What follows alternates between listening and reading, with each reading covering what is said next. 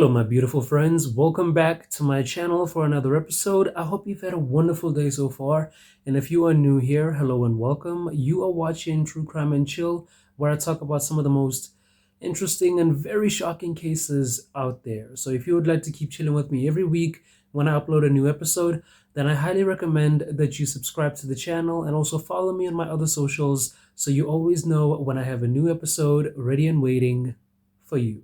Now, before I get into the case, I have to give out a content warning that in this case, I will be talking about murder, grievous bodily harm, kidnapping, as well as robbery. So if you are sensitive to that kind of content, then viewer discretion is very much advised. Today, we're going to talk about the disturbing and very horrific murder of Hannah Cornelius, who was 21 years old at the time. She was born in February 13th of 1996, and she was the daughter of Willem Cornelius and Anna Cornelius. They also had another son who was Hannah's younger brother. So they were a tight-knit family of four, quite small but very, very close. So at the time of this case, in 2017, Hannah was a second-year student at the University of Stellenbosch. She was studying Bachelor of Arts in Humanities, and she was a drama student. Hannah was described to be a very compassionate, loving, and caring young lady. She was very talented and had a very good head on her shoulders, and she was one of the most loving people you could ever come across. There's no one in her life who would say that she never helped them with anything that they felt they needed help with. So she was just the kind of person who was there for people when she knew that she had the capability to be there for them. So she was quite an extraordinary young lady with a very bright future ahead of her. So much so that in her grade 12, she passed with an 86% average, walking away with 6 distinctions. So you can tell that she was a very smart young lady with a very bright future ahead of her.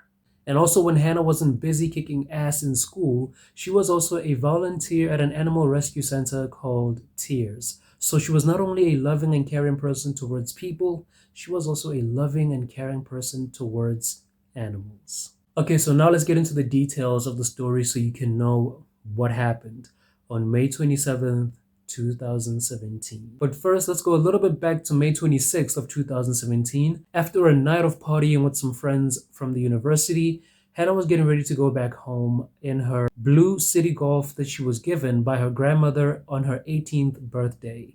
But before she left, she was still hanging out with her friends. They were still talking about the party the night they had, and she was about to leave in the early hours of May 27th in 2017. And it was around 3 a.m. So then around 3 a.m. on May 27th in 2017, just as she was about to leave, she saw another student who was also about to go back home, but he didn't have a car. He was only traveling with his skateboard. And being the person that she was, Hannah just couldn't let this guy go home at 3 in the morning by himself when it's clearly not safe outside. So she offered him a ride home, and this guy's name was Cheslin Marsh. Cheslin was also a student at the University of Stellenbosch, so he gladly accepted Hannah's offer when he saw that she wasn't going to take no for an answer. So he climbed into the car and they just drove off together. And then at around 3:23 a.m., CCTV footage of a nearby business establishment showed Hannah's car coming in and parking in an open space near another business establishment called Battery Center. And this was in Bird Street in Stellenbosch. So now we know that it was Hannah and Cheslin in the car because Hannah was giving him a ride home. But then once they stopped into the parking lot, Cheslin didn't leave immediately. They stayed in the car and talked for a little while. And Hannah also turned off the engine of the car because, they were just having a little bit of a chat, maybe getting to know each other a little bit better because they weren't really close friends, but they were acquainted. So they were talking in the car, and then CCTV footage showed 4 men walking past Hannah's car. And as these men were walking past it, they kept looking back, looking at the car, trying to see who exactly is in that car. So they were observing it to see how many people were in that car. And this is where the story gets dark. It turns out that these men were well-known gang members and criminals who were also on the lookout that night for someone or people they could rob. These 4 men were Vernon Vetboy, Geraldo Parsons, Eben van Niekerk, and also Nashville Julius. Now let me tell you a little bit about these guys before we go forward. Starting first with Vernon Witbooi. Vernon grew up in Cape Town, where he attended school until he was in the 6th grade, and that's when he dropped out and went to go work for his uncle, selling fruits and vegetables. Vernon tried to keep himself in the straight and narrow up until he got to the age of 12. And when he got to the age of 12, that's when he started being involved in some very mischievous activities, which led into criminal activities. But it was also around this time when he was 12 that he was sent to go live with his aunt because his mother just couldn't look after him anymore because she worked long and tiring hours at work. So he was sent to go live with his aunt, and he ended up finishing school all the way up until grade 12 at a community center. But even though he had an education behind him and possibly a good future, Vernon just got himself involved with the bad kind of people and the bad kind of activities. So as he was still in his teenage years, he got involved in a lot of criminal activities and started gaining a record. His record consisted a lot of breaking and entering, theft, possession of illegal substances, and also escaping custody, all up until he got into his 30s. And at the time of this case, he was 32 years old when Hannah Cornelius was murdered. And he had two sons, one who was 5 years old and one who was 6 years old at the time of this case. And now let me tell you about Geraldo Parsons. Geraldo Parsons had three other siblings, and he attended school up until he got to his 9th grade, and then he dropped out of school. And then after this, he got exposed to the dark world of gangs and criminal activities, which would end up shaping the rest of his remaining life. At the time of this case, Geraldo had 3 kids of his own, and he was 28 years old. He had a kid of 6 years old, one of 8 years old, and another one of 12 years old. And he and Vernon would use the money they took from robbing people to support their kids. Now, let it be known that this is not in any way to say that it justified their actions, it justified them robbing people, stealing, breaking and entering into people's homes. That does not justify what they did at all. But I was just telling you that they were using that money to support their kids. So let it be known that we are not in any way justifying their criminal activities, no matter what they did them for. Another third member of this gang, Eben van Niekerk, was the oldest of 6 kids, and he lived with his parents. He still lived with his parents at the time of this case. Now, Eben didn't grow up in a very loving environment. As a matter of fact, his parents were heavy drinkers, so they never really paid him much attention growing up, or his siblings. The kind of environment he grew up in was not the best one to raise children. And so because of this, he also got mixed up in a lot of bad crowds, met the wrong kind of people, and started getting himself involved in gangs, drugs, and criminal activities. He dropped out of school when he got to his 5th grade, and then after this, as life went on, he also got involved in, like I said, the wrong crowds with the wrong kind of people, and that's when his life of crime started. He became a drug addict, and so he started robbing people to keep on feeding his addiction. He was 29 years old at the time of this case.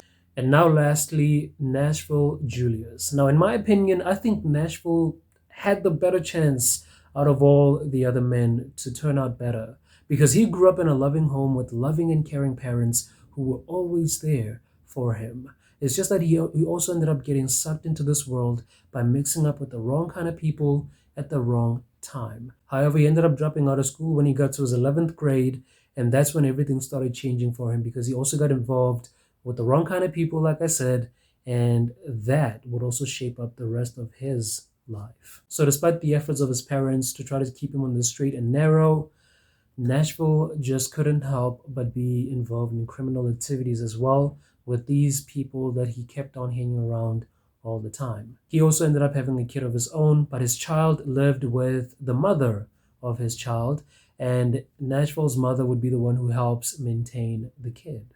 Nashville got a record of possession of illegal substances, theft, as well as breaking and entering. And again, in my opinion, I think he had a much better chance of having a brighter future than the other 3 guys, because his parents tried the best they could to give him a good life. Right then, now that you know about these guys, let me go ahead and get into the details of what happened that night. Let's talk about what happened on May 27th in 2017. So if you remember from where we left off, Hannah and Cheslin were still chilling in her car, talking with the engine turned off, and these guys had just gone past them. They were just walking past them, even though they were looking back, trying to see what's actually happening in that car. And so as Cheslin and Hannah were just about to say their goodbyes, just 10 minutes later, Cheslin was just getting ready to get out of the car. And before he could step out of the car, that's when Vernon and Geraldo interrupted both of them. Geraldo appeared from Hannah's side of the car, basically the driver's seat, and Vernon appeared from the other side, the passenger seat, so he can stop Cheslin from trying to leave. Geraldo had a screwdriver in his hand and Vernon was holding a knife. And so Geraldo took the screwdriver and held it up against Hannah's chest. But when Cheslin tried to stop him from doing that, that's when Vernon also appeared with a knife from behind Cheslin, stopping him from interfering with Geraldo trying to intimidate Hannah. So it turns out that even though these guys were seen leaving and walking past Hannah's car, they decided to circle back around and go back to Hannah's car. And so later on, even though it was just Geraldo and Vernon at that time, they also ended up being joined by Eben van Niekerk and Julius Nashville. So because of them circling back around, Hannah and Cheslin didn't really see them. So now Hannah and Cheslin were being attacked by all four of these men, and they told Cheslin he should stay still or else Hannah is going to die. So now as the men were in the car, they were trying to search for the car keys, but Hannah hid the keys to try to stop them from taking the car. She was begging them to take whatever they wanted to take, just as long as they didn't take the car, because it was a gift from her grandmother. But these were hardened criminals. They didn't care about any of that. So in a fit of rage, they threatened Hannah and they said they will kill her if she doesn't give them those car keys. So eventually she gave it up and gave him the keys to her car. After that, it was as if Nashville could see what was going to happen here. So he decided to take the $40 that was in Cheslin's wallet and also took Cheslin's phone, and he decided that he was going to leave. It's like he didn't want any more involvement in whatever was going to happen next. So now it was only Vernon Witbooi, Geraldo Parsons, and Eben van Niekerk. So then 15 minutes later at around 3:39 a.m., they drove off with Hannah's car and they put Hannah in between the two front seats of the car, and Cheslin was in the back with a third guy of the bunch. They drove up until they got to Helshoogte Park, where they took them out of the car again to search them for anything else that they could have had on them. And then after this, instead of putting Cheslin back in the back seat of the car, they decided to force him to get into the trunk of the car. But Hannah still stayed where she was the entire time. Then at around 4:34 a.m., they were seen on camera again, stopping at a gas station, and then after stopping, Vernon got out of the car to go into the shop so he could withdraw money from Cheslin's bank account. But it turns out that Cheslin gave him the wrong PIN number, and this was something that Cheslin ended up paying for at a later stage. So once Vernon saw that the PIN wasn't working that Cheslin gave him, he decided to go back into the car and they drove off once again. Now, according to Vernon, Hannah was very compliant the whole way after they stopped at the gas station. Matter of fact, she wasn't even saying anything to anyone at all. They then tried to put her in a false sense of security by telling her that they just needed to use her car to get themselves to where they wanted to go. And then after that, they were going to let them both go and they were not going to harm them.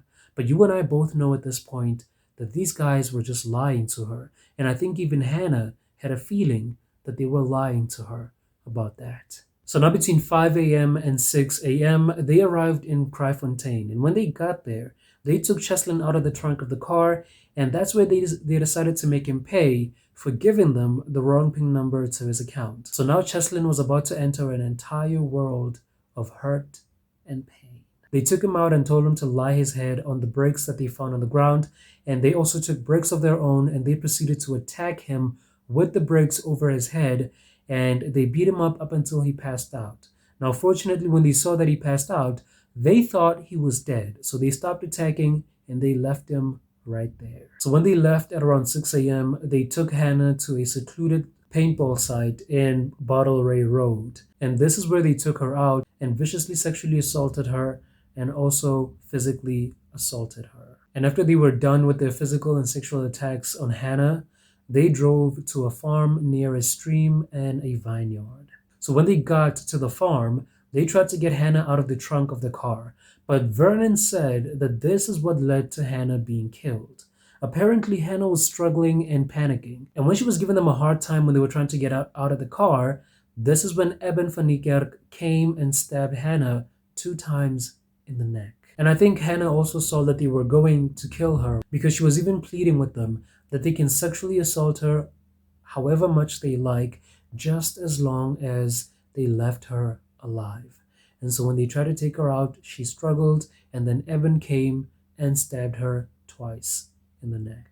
So after the stabbing, seeing what already happened, they decided to take her and finish her off. And this is when they took a 37-kilogram rock and they dropped it multiple times on her head, crushing her skull and killing her instantly.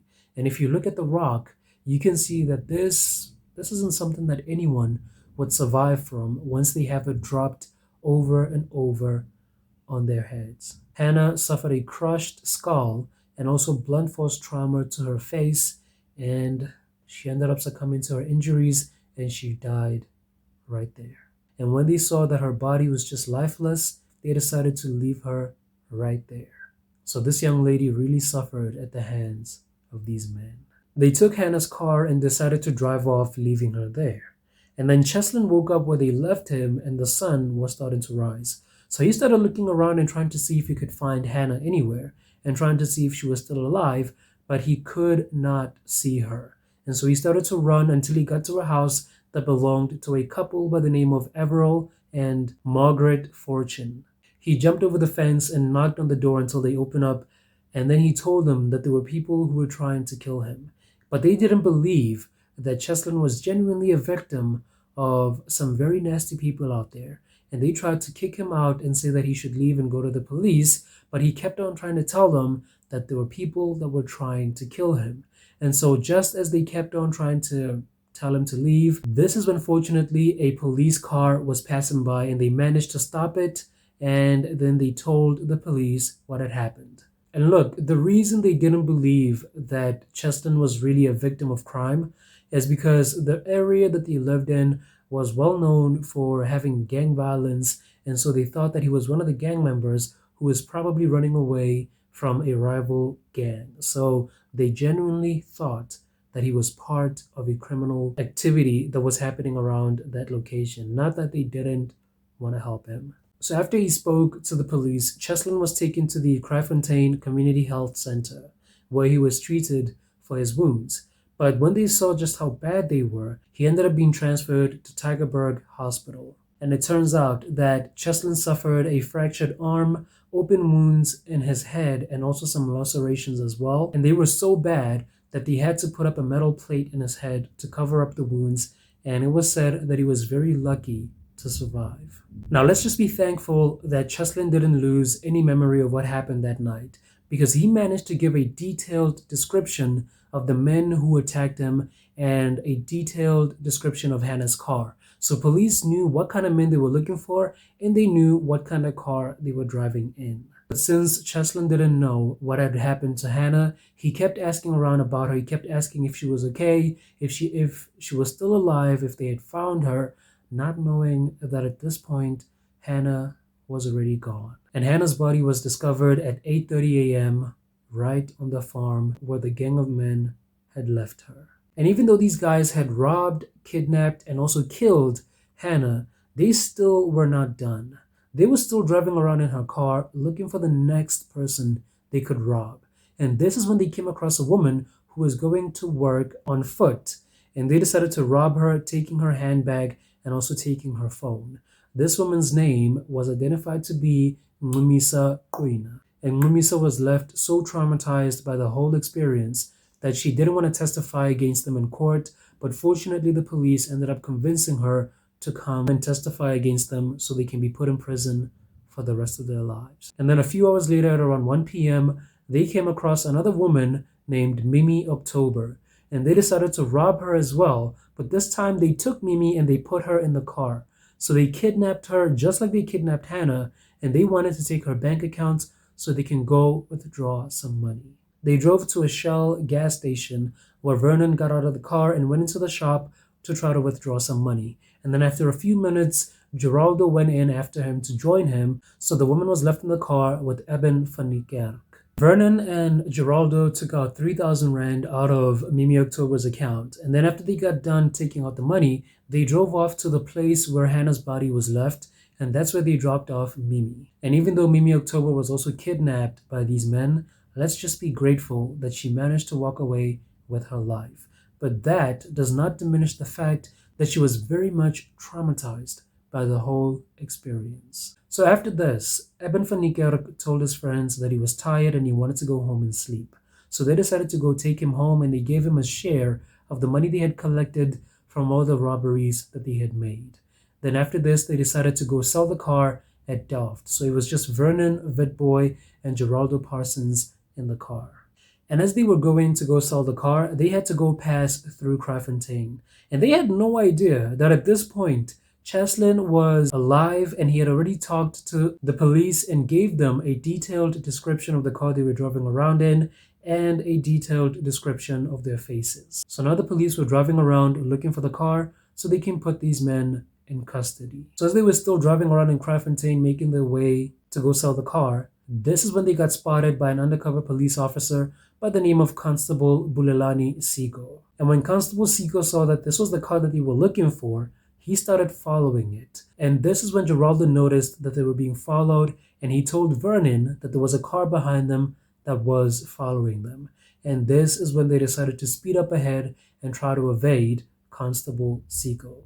But fortunately, Constable Siko was fast enough to stay on their tracks, and so they were involved in a high-speed chase. And when Vernon and Geraldo saw that they couldn't outrun Constable Siko, this is when they drove into a farm in Kraaifontein, and they stopped and ditched the car right there and tried to run on foot. The police stopped just seconds after they got out of the car, and they also managed to run after them on foot, and they ended up catching Vernon first, and then Geraldo was seen hiding in a farm by some farm workers, and then they told the police where he was hiding, and then Geraldo ended up being arrested as well. Now, there was actually news of a fifth person who was involved in this case, but I cannot mention his name because the name that was provided as his nickname was actually a racist term that was used to describe people of African descent. So I'm not going to be able to mention it here on my channel, but there was news that was also involved in this case. And even though the women who got robbed after Hannah was killed also described him as a man of dark complexion, along with his gang of friends, there was little to no information about him. So really, I cannot talk about him, and nothing else was said about him. So now that the police had Vernon Witbooi and Geraldo Parsons in custody, it didn't take them long to also find Eben van Niekerk and Nashville Julius. So they were also arrested, and now the four men were all in custody. Their trial started in 2018 on May 21st, and all men pleaded not guilty to all the charges that were laid against them. They actually claimed that they were not in their right minds when they committed the crime. They said that they were under the influence of drugs, so they shouldn't be held responsible for anything that they had done. But the judge, being the smart cookie that she was, didn't believe them one bit. She actually saw through their little act and didn't believe that they were in any way incapable of controlling their actions that night. And she even said that the drugs that they were allegedly under the influence of could not have clouded their cognitive functions so much so that they were not aware of what they were doing and how much it was affecting the victim. So this was proven to be a lie. And to be honest, I also personally agree with the fact that they were very much aware of their whole situation, and I'm going to tell you why just now. This was because they tried to cover their tracks while committing these crimes. When they sexually assaulted Hannah, they wore condoms so they don't leave behind any DNA evidence. And it was found out that afterwards, Vernon changed his pants, and Eben van Niekerk actually tried to burn his. So they were trying to get rid of any evidence that could be led towards them. So it shows that they were very much well aware of what they were doing and the consequences of their actions. So these guys were quite competent and mentally capable of standing trial. And you know, the painful thing about this is that in court, these guys didn't show any remorse for what they did. They were seen smirking, laughing, and making jokes during the trial and even during their sentencing. And it showed that they didn't give a single damn about the whole situation. And to them, it was just nothing but another Tuesday. They just didn't care what they had done, and they didn't care what kind of implications it had on the victims' families. But at the end of it all, they were all found guilty of all the charges that were laid against them. And now let me tell you about their sentencing. When it came to Vernon Vitboy and Geraldo Parsons, they were sentenced to 25 years for the attempted murder of Cheslin Marsh, 10 years for the kidnapping of Cheslin Marsh, and 15 years for the robbery with aggravated circumstances of Cheslin Marsh. And they were also given the same sentences when it came to Hannah Cornelius, with the only difference being that they were sentenced to life imprisonment for the murder of Hannah. She got sentenced to 15 years for the robbery with aggravated circumstances of Ngumisa Quina, and another 15 years for the robbery with aggravated circumstances of Mimi October. And these were the women, if you remember, the women that they robbed after killing Hannah. Eben van die Kerk also got the same sentences, with the only difference being that he was given 8 years in prison for the kidnapping of Mimi October. And all three of them, Eben van die Kerk, Vernon Vitboy, and Geraldo Parsons, had to spend 25 years in prison before they could be eligible for consideration of parole. Now, when it came to Nashville Julius, he got sentenced to 15 years for the robbery with aggravated circumstances of Cheslin Marsh, and he also got another 15 years for the robbery with aggravated circumstances of Hannah Cornelius. And these sentences had to be served concurrently, which meant one after the other. Nashville also got sentenced to another 7 years for the kidnapping of Cheslin Marsh, and also another 7 years for the kidnapping of Hannah Cornelius. And also these sentences had to be served concurrently. These guys have no idea of the kind of impact they had on the victims of their crimes, because Cheslin spent 2 weeks in Tygerberg Hospital, and he ended up being deaf in one of his ears. He couldn't hear at all, and he needed a hearing aid, but he could not afford this hearing aid. But fortunately, Hannah's cousin started a crowdfunding for Cheslin Marsh, and they ended up raising up to 30,000 Rand. So Cheslin ended up getting his hearing aid, and the money also helped with the process that he had to undergo for healing and trauma. But the mental damage on Cheslin Marsh was already done, because he ended up dropping out of university. He just couldn't handle it anymore. And of course, we understand he went through a very tough ordeal, so he ended up dropping out of his studies. Hannah's beautiful life was celebrated by her family and her close friends, and also hundreds of other people who came to show support and send her off to her final resting place. Hannah's mother, Anna, ended up opening the Hannah Cornelius Foundation, which aimed at helping families and victims who had suffered at the hands of similar criminal acts and other vicious attacks out there. And they wanted to support these people and also show them that they were not alone in whatever they had to deal with. But as good a job as she did with the foundation, the death of her daughter really took a toll on her, and she ended up being a shell of the person she once was. Then on March 25th in 2018, just a little bit before the anniversary of the death of her daughter, Anna Cornelius went to go swim in the ocean, but unfortunately, she never returned. But her husband, Willem, said that she never would have committed suicide, and that the ocean currents on that day were too strong for her, and she just didn't have the willpower to get herself out of the ocean, so she died. No one really knows what happened on that early morning when she decided to go swimming in an ice-cold and stormy Atlantic Ocean. For myself, I do not believe that she committed suicide or she ended herself. But what I do believe is that she did not have the physical or mental strength left to counter any difficulties that she may have experienced.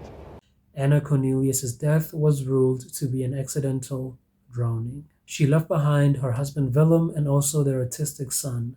Willem ended up saying that their family died when Hannah died, and now he's just a broken man with the only thing keeping him going being that he wanted to make sure that his son still had the best life possible. Man, this is some really heartbreaking stuff, man. Like, this is very, very heartbreaking to talk about. But yeah, guys, that was the heartbreaking case of Hannah Cornelius, a beautiful, bright, and talented young girl who was taken too soon from her family that supported her in everything that she did. She was taken by a gang of vicious men who were merciless and didn't have any value for her life. And with that being said, I hope these guys rot in prison for the rest of their miserable lives, because what they did had some very detrimental effects, not only on Hannah's life, not only on Cheslin Marsh, but on the families of these people who cared about them. And they just did not give a damn about that. So they deserve to rot in prison. But that is it from me, guys, for this week. Catch me again next week with another episode of True Crime and Chill. Thank you so much for sticking with me to the end of this episode. And again, if you are new here, please be part of the family and subscribe to the channel. And also follow me on my other socials to always know when I have a new episode ready and waiting just for you. And also check out my previous episodes, which are linked right here on your screen, to know what else I've spoken about in my past cases. And with that being said, I will see you guys next week. Take care of yourselves and enjoy the rest of your day. Cheers.